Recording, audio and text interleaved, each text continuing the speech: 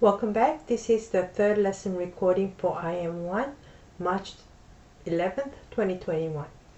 Now we're going to shift gear a little bit and go back to solving linear equations.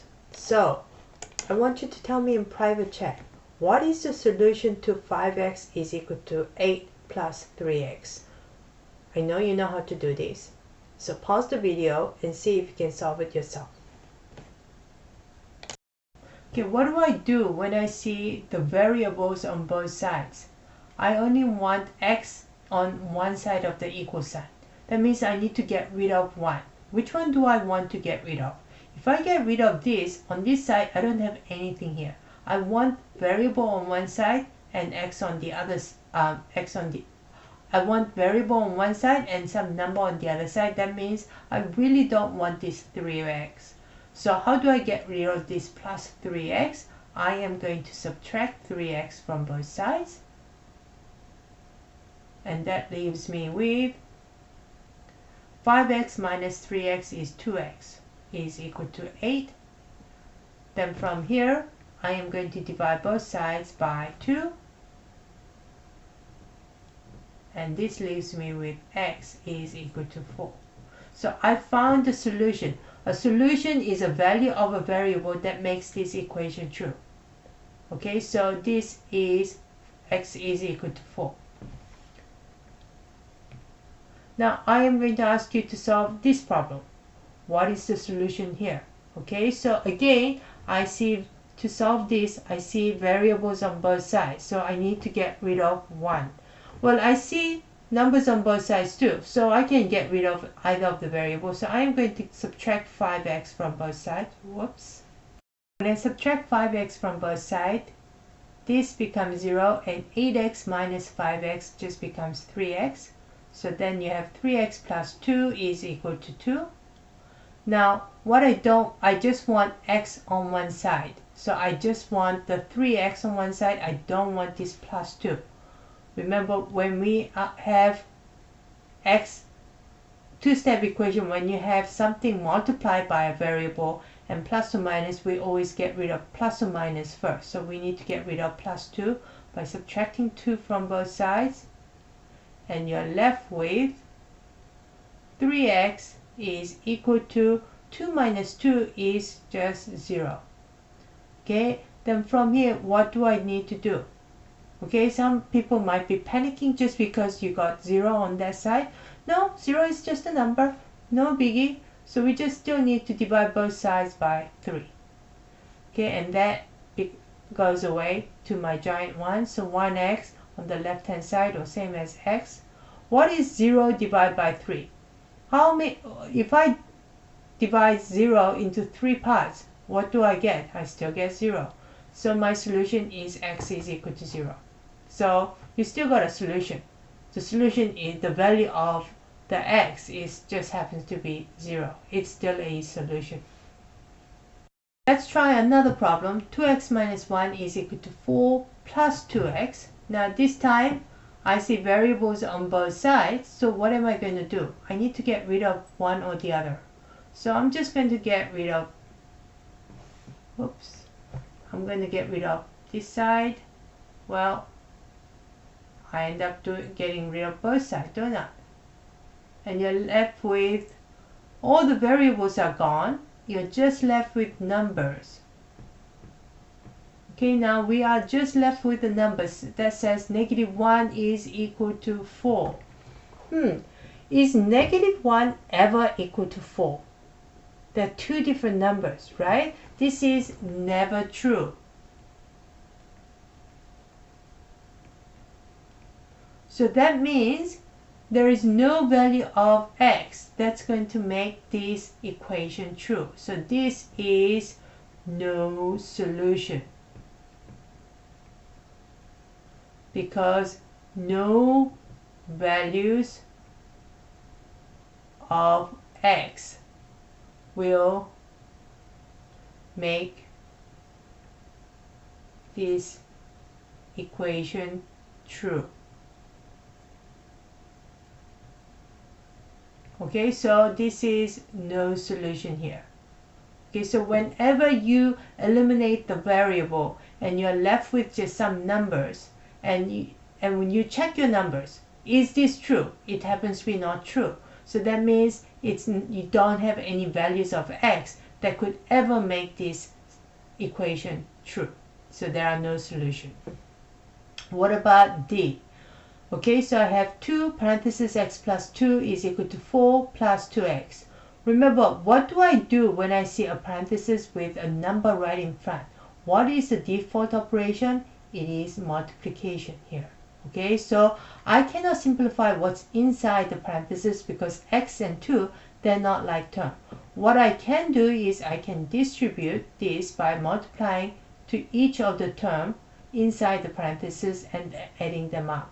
So 2 times x is 2x, and 2 times 2 is 4, is equal to 4 plus 2x from the other side. Okay, now I can subtract 2x from both sides again. And when I do that, all the variables are eliminated, and you're left with 4 is equal to 4. Okay, so whenever you sort of work on your equations and come to all the variables somehow get eliminated and you're just left with some numbers, and then you come to, and it happens to be a true statement, okay, then that means that any values of x, it doesn't really matter whether it's 1, it could be 2 or whatever, it's going to be true. So that means infinite number of solution.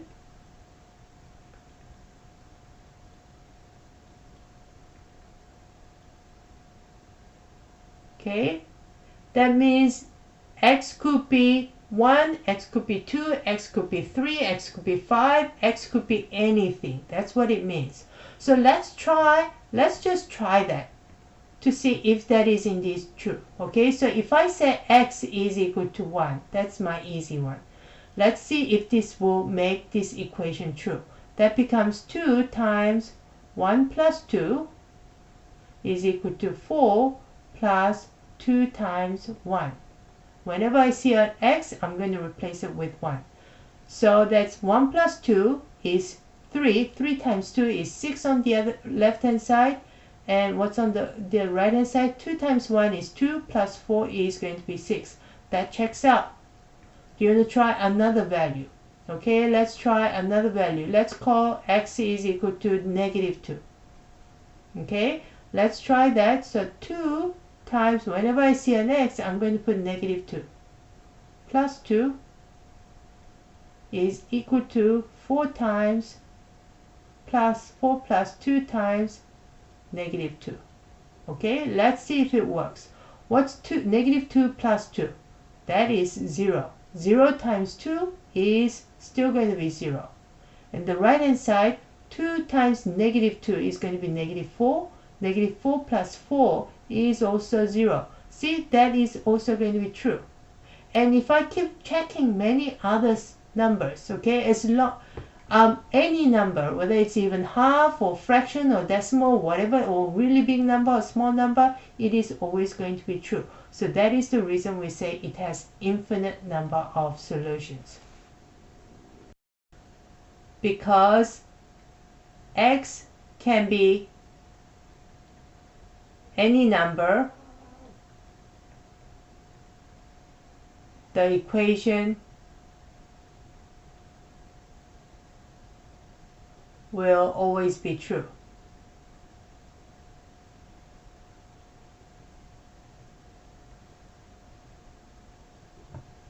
Okay? So when solving a linear equation, we can have one solution, no solution, or infinite solution. One solution is only one value makes the equation true, like the first equation, A or B. No solution is when it doesn't really matter what the value of x is. There are no value of x that's going to make this equation true or equation work. And the infinite number of solution is any value can make the equation work, whether it's x is 1, x is 2, x is 7, whatever the value is always going to be true. So with that, I would like you to try Desmos card number 5 to 8. Okay, so we are supposed to solve this and figure out whether we have one solution, no solution, infinite solution. So let's just do that. So we have 2x plus 8 is equal to 16. What do I do? Remember, when I have two-step equation where the variable is being multiplied by a number and added or subtracted, I always try to subtract or add first. So I need to get rid of plus 8. How do I do that? I subtract 8 from both sides. That leaves me with 2x is equal to 16 minus 8 is 8.